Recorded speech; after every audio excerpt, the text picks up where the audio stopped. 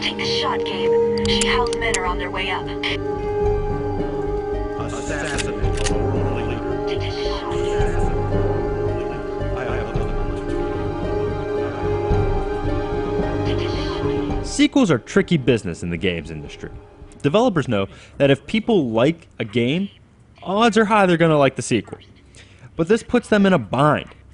If they change the game too much, they risk making something so different that fans of the original could become upset. While if they leave the game too much the same, they get backlash for not adding enough new aspects. This is what happened for the third entry in the Siphon Filter series. I remember the first and second games being very cool and great to play, but the third kind of fell flat. Why is this?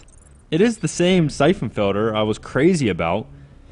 The answer was in the original question. It was too much the same.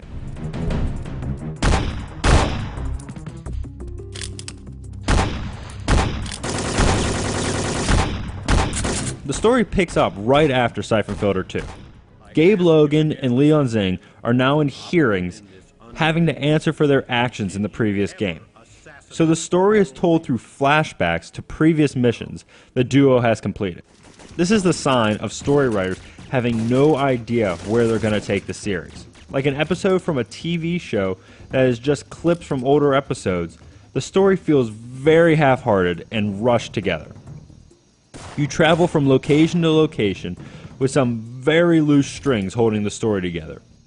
I never felt that longing to play to finish the story because of this, which is a letdown, even though Siphon Filter was never known for its story.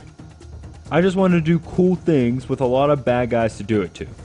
Near the end, the story switches to the present and continues the story. But by that time, I was lost and I couldn't put together where things were going, and thus, I didn't care.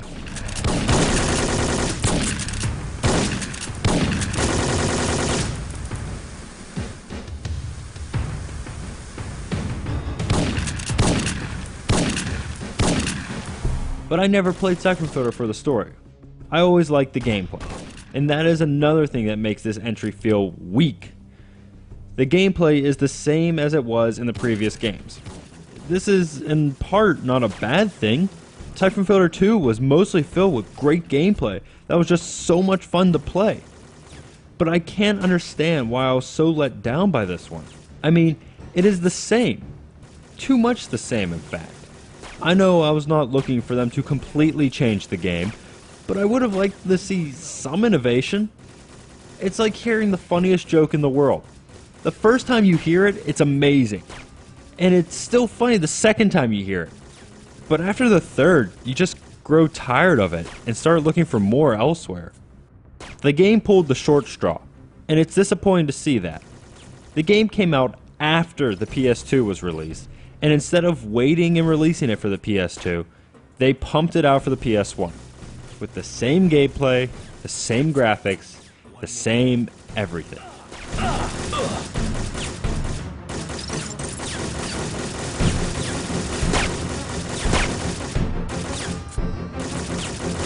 If you love the first two games, you should try this one. All it is more of the same, which is both a blessing and a curse. Think of it as Siphon Filter 2.5. It continues the story and has just more levels to do it in.